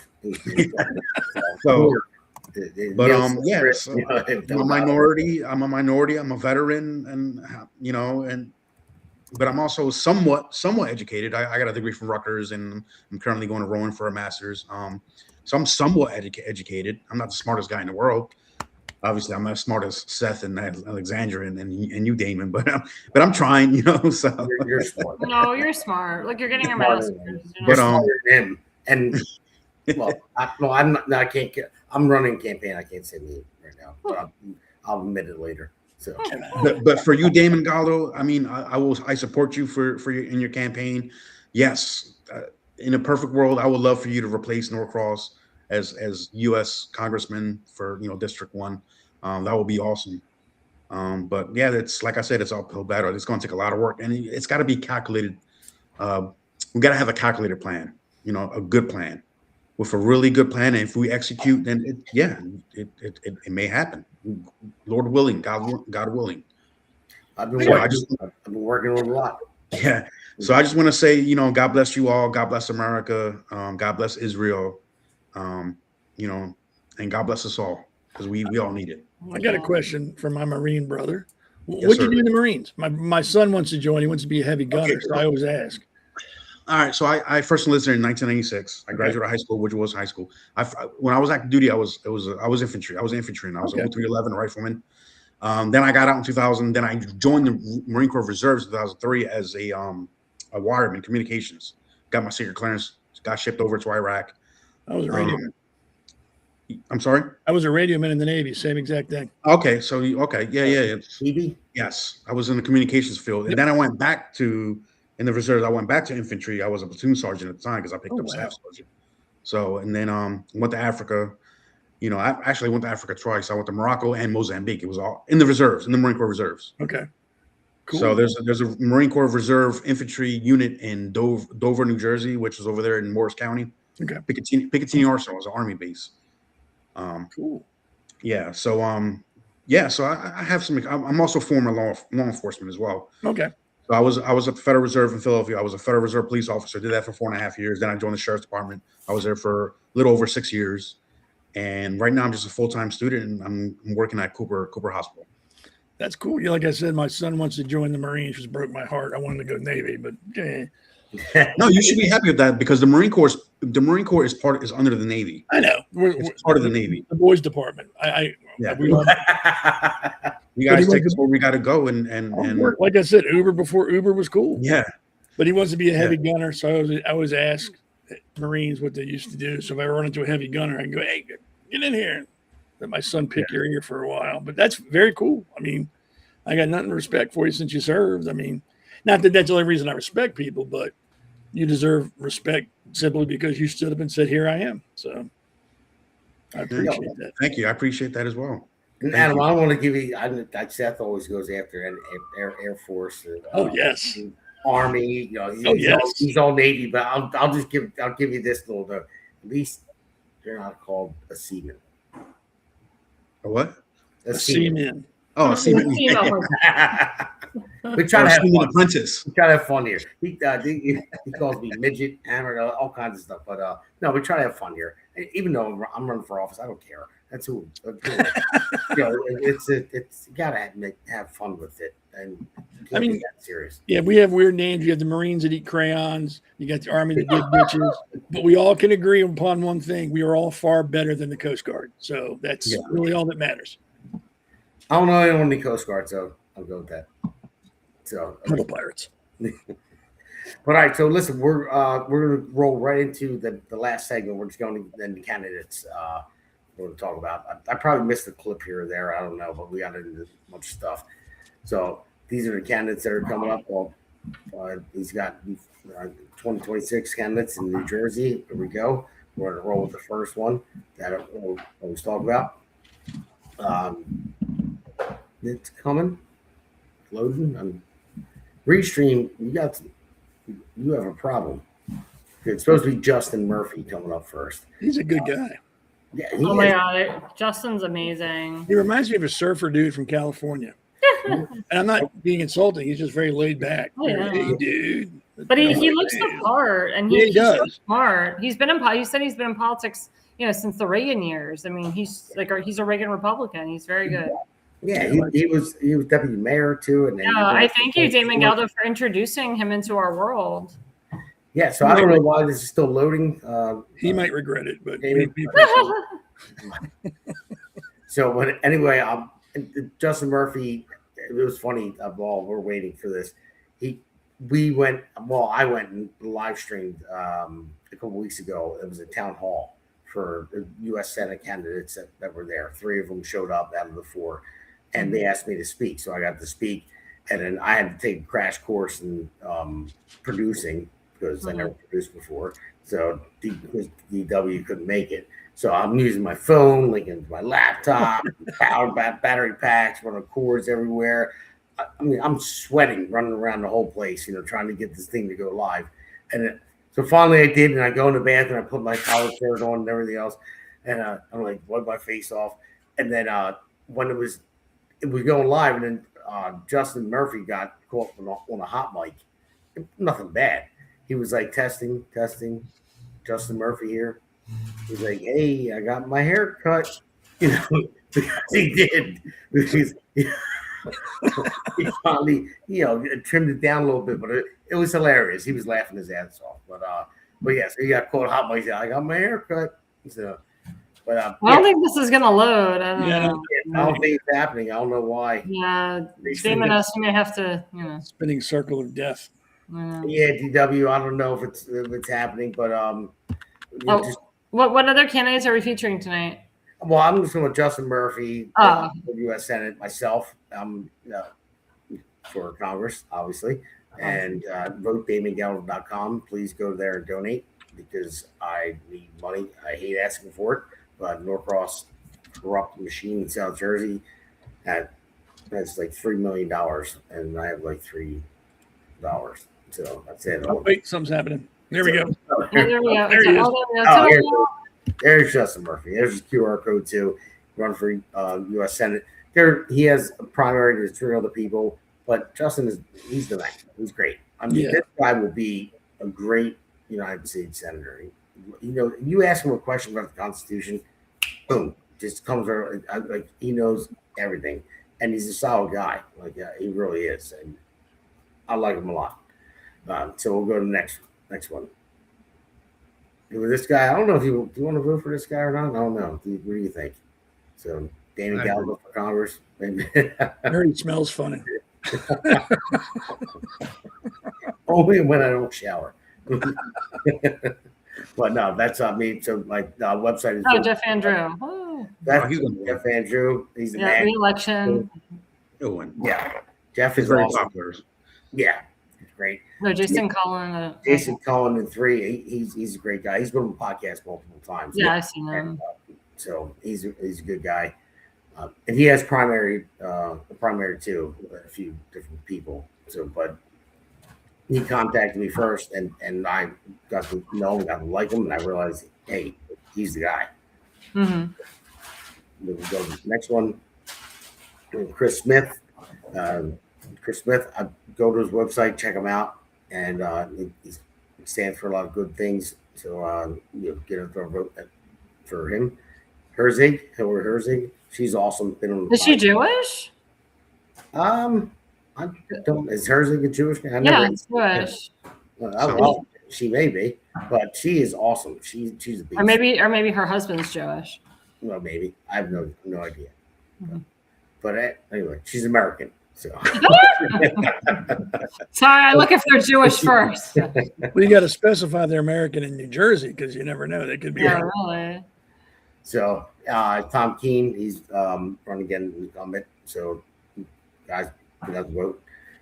Tiffany Burris, She's awesome. I spoke to her a couple times, and she didn't come on the podcast yet. So Tiffany, make sure you do. That's actually Plexio Barris's wife, who played for the Giants. She probably didn't come on yet. That's why her name's on She it. knows I'm an Eagles fan. That's probably why she didn't come on yet. He plays for the Steelers too. Yes, he did. Yeah. Oh, Carbon Boot. Yeah, I've seen Carbon Buco. Yeah. So my buddy Frank, working with the campaign, just reached out to him to get him on the podcast. So hopefully he comes Nice. soon. And then so that way he just lost a special election, Mikey Sherrill spot, which became governor. So they had a special election, and he lost. But he'll be running again in November against her. But not enough people came out. He lost by a big margin. How could they pick her? She's a friggin' anti-Semite. Yeah, I mean, Bernie Sanders supporter. Disgusting. Yeah.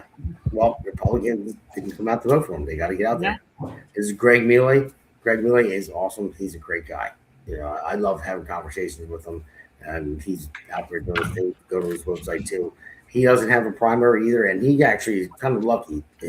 His incumbent that he's going against is retiring. He's going against somebody new, so hopefully that helps him out. But he is definitely the man. A lot. And then Alexandra, you're up. Yeah. So Republican. So I've been working with this guy for 6 years. I was his campaign manager when he ran for Congress. Now he's running for county council in Baltimore County. The new district number 9 is a hardcore MAGA Republican district. He is the front runner. His name is first on the ballot, which is awesome. And he's just an amazing person. And he's actually the incumbent on the central committee in this district. This is Dundalk. This is Edgemere. This is Sparrows Point. And I mean, he's going to win it. Even Democrats have said to him, you're going to win this. So, you know, please guys go to his website. That's my girlfriend, Kimberly Stansberry. She's running for Baltimore County Executive. She will win the primary. It is the general that is the big hurdle because she's going to go up against a very corrupt man named Julian Jones, who was endorsed by Governor Wes Moore. And, you know, she's got $2 million. I mean, the Democrats have $2 million already in the bank. So we really want to get Kimberly Stansberry in there. If she wins, this will be the record book. She will be the first duly elected woman Baltimore County executive. And her husband served our nation. He was military and he died a few years ago. So, you know, please come out, guys, and vote for her. She's a wonderful person. We call her Mama Bear. This is our good friend, Daniel Eisenhart. He is running for state senate in District 6 against the incumbent, the Rhino. I won't say his name. The Rhino is a piece of crap. He's another one that lies about things that are happening in the area. He says Back River's doing well and Fort Howard's doing well, and everybody is catching on to his lies. So Daniel Eisenhart's a really great guy. He's an alternate on the Baltimore Republican County Central Committee right now. He's working with Tim, working with me, and we got to get him over the hump. We got to get him to beat the incumbent. The incumbent is a Rhino. And that is my really good friend. We all know him. Seth knows him. Sam Rosenblum, our Jewish veteran, candidate for Frederick County Board of Education. He's awesome. He knows everything about data. Again, pro-Jewish. He's working with our friend Colt Black, who's also Jewish on the Frederick County Board of Education that Seth and I helped get in. And we got to get good people on the Board of Ed. It's very important, very important. And he'll be the second Jewish elected Board of Education member if he gets in. So unfortunately, my good friend Marcel Cervic, he did lose the primary for Ohio Secretary of State, even though he had a lot of support. He was running up against, I'll be honest, an establishment machine. But Marcel, let me tell you, he is not done yet. He is still working, still fighting. We're hoping when Vivek wins that he will give Marcel a job. Because Marcel is very good when it comes to election integrity. We love Marcel, and like I said, he's got a big, bright future ahead of him. Julie Spivey Perry, really good friend, America First girl, hardcore Trump supporter. Now that the Virginia Supreme Court, they struck down the BS redistricting. It's back to normal. Hopefully that this, they keep telling her this is a district that can flip Republican. So we need to get out and support my friend Julie Spivey Perry. She's been in politics for a long time. Great girl, hardcore Trump supporter. We love her. And we'll have her on the show before the primary. And then, Justin Murphy, he was my guy. And of course, that guy, who's that? Ew, who's that? Who is that? For the Jews who want to vote for him, his real name is Damon Godolfsky. S-K-Y, not S-K-I. So Donald Willinger, we're going to call him Damon Godolfsky. Damon, of course, is his American name. His Hebrew name is David. So David Godolfsky for the Jewish voters. And of course, he's a wonderful, gorgeous, beautiful wife, Heather. We love her. We love her on the show. And he's got 2 wonderful children, a boy and a girl. And we, this is, I want to say, Damon, I know you can't speak for your children here, but how do your children feel about their dad running for Congress? Like, it's such an amazing thing, especially because they're so young. Well, I know I have a lot of time left, but I had to sit them down when I was, I didn't plan to run again in 2026, but I was asked to. So when I was asked to, I came home, my wife said, what was the meeting about? And I said, well, they asked me to run. And I said, don't worry, I'm not going to do it if you don't want me to. I know how hard it was last time. I didn't have the GOP support the first time. So I'm opening mail. Yeah. And then I said, but I won't do it if you want me to. And then she just, my wife, she started cursing me out. I'm like, whoa. I'm like, I said I won't do it if you don't want me to. She's like, you kidding me? You've been fighting for the GOP support for years, and they're going to give it to you, and you're not going to run. I'm like, okay, that's fine. I'll do it. No problem. I'll just put more on my back. But why not? Yeah. But I had to sit down with my kids, and once I knew I was making it past the primary, I had to sit down with them. I said, hey, listen, you're going to see some bad commercials about that on TV, and your friends at school might say something. I have no idea what's going to. Norcrosses are, they're going to find something I forgot that I did back in the day. I'm sure, whatever it may be. But I said he's going to run negative ads against me at some point. But their friends at school were going to see it on TV and they're going to say something to them, so I had to sit them down. And talk to them about it, and they're excited, but they're okay with it. They're excited about it. And like I said earlier, my son, he even came to me. I didn't even prep him for it. I had him on my radio show, on 92.1 last year on July 3rd. He's a 4th of July baby, like I said, and I let him do the monologue, how he shares his birthday with America, and I love it. In the studio, and it was great. And then so he came to me and said, Dad, he said, if you're going to be a nominee and you get invited to America's birthday in Washington, 250th, I said, I don't know, maybe. I said, we'll find out. And he said, well, if you do, I want to come. Think I give a speech, talk about how I share a birthday with America? Like, I don't know. I said, we'll work on it. I'll work on it. Yeah, I said, knowing Donald Trump, he may, like when we get to him, he might say, yeah, throw him out there. We'll work on it. But yeah, he's 7. He's going to be 8. And he's like, I'm going to give a speech. I can just see him out there. My name is Damon Galdo, and I share a birthday with America. So I just want to say on a personal note, for those who don't know, I have a very strong relationship with State Senator Doug Mastriano out in Pennsylvania. He ran for governor of Pennsylvania, and he was hemming and hawing whether he was going to run again. And, he decided not to.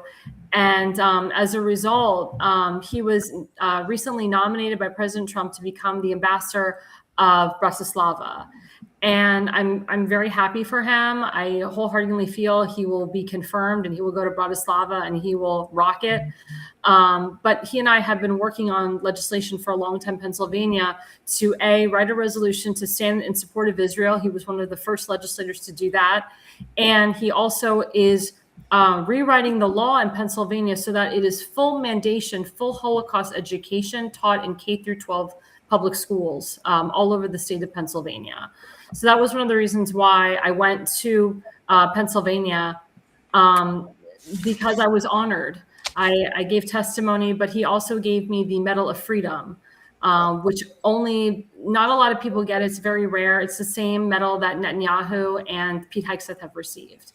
So I'm very honored to get that award in honor of America's Pulse Network. But it just goes to show, when you keep great relationships with state senators and legislators and so forth, like Damon, you have a great relationship with Congressman Jeff, Van Drew. Hopefully you'll work beside him, one day. That would be great. Yeah, don't tell me it's to hold my hand, I'm walking the Capitol building. So, but yes, he's a great guy. I like him a lot. I wish he could have made my fundraiser that's coming up this Sunday, May 17th at the Sons of Italy in Paulsboro. It's from 1 to 4 p.m. He was going to come, but he's going to be, I think he's going to be in D.C. But it might shift. I talked to him a few days ago and said maybe if something changes, he won't be there. So I hope he can make it, but if not. And then I just want to throw this out there too. I forgot about this. The Convention of States. This is something that my friend Byrne is about. She has a whole club with the Convention of States, and look into it and go to that rally because it's important, because this is something that our forefathers put in place to circumvent, Congress if it gets out of the way. I love the fact that the Convention of States is like a backdoor, like safety net, just in case we go too far in one direction. So, but we went way too long on this podcast, everybody. So I apologize to the listeners that are still listening. I apologize to the host and the guest, and Adam, thank you very much for coming on. I probably didn't expect to be on this long, but we just a lot of stuff to talk about. But also, President Trump is live right now with President Xi live from China. China. I can't say it like he can. He goes China. I can't either. It's only one Trump. So no one ever can be the same. So, but anyway, so all right, guys, let's sign off. Thank you for going. Sign off. Thank you. All right.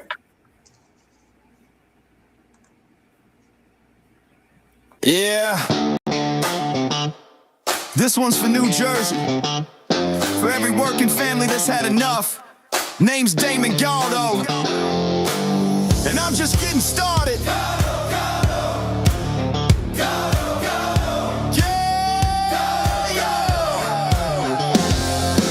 Job site dust to the streets of the shore. Steel-toed boots, yeah, I know what I'm working for.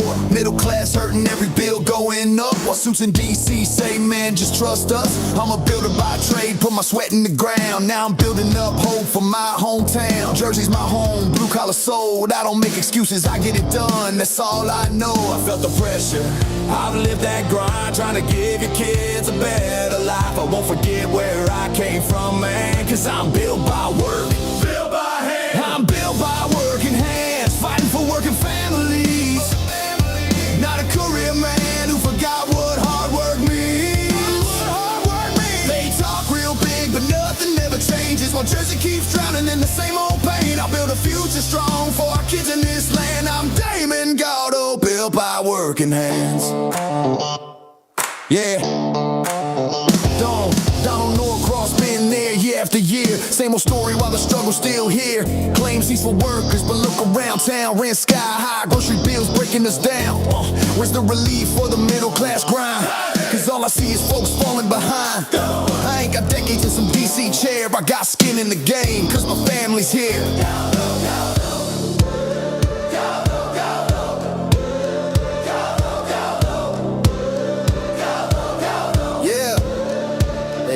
Time, they had their shot. And tell me, Jersey, what have we got? It's time for change, time for a stand, time for a work, and not another plan. Not another plan, not another plan. Yeah! I'm built by working hands, fighting for working families. Not some suit who sold you fantasy.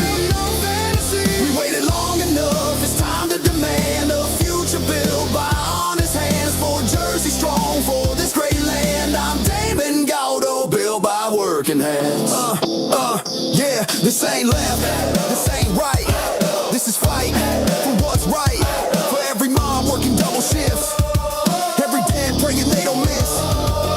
I'm running for my kids, running for yours. For a state that deserves so much more. Not talk, that's the plan. Let's build it back with a working man. For our children's dreams, for a better way. I'll fight for Jersey every day. No empty words, I'll take the stand. Cause I'm built by work.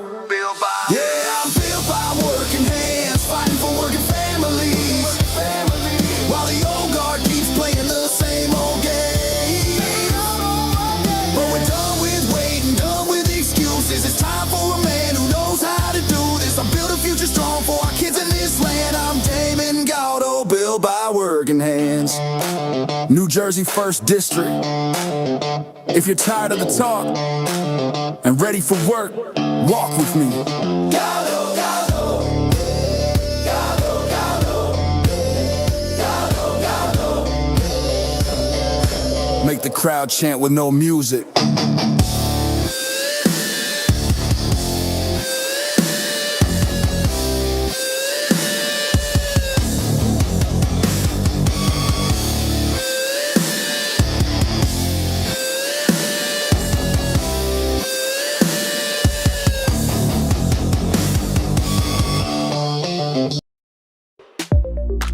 America's Pulse Network thanks you for watching tonight's episode of the Pulse Podcast. See you at the next packed episode that will take you from breaking news to informative topics. So please click on the subscribe button to get notified for upcoming episodes. If you liked what the Pulse covered, then share the Pulse Podcast with others. APN's The Pulse hosts look forward to seeing you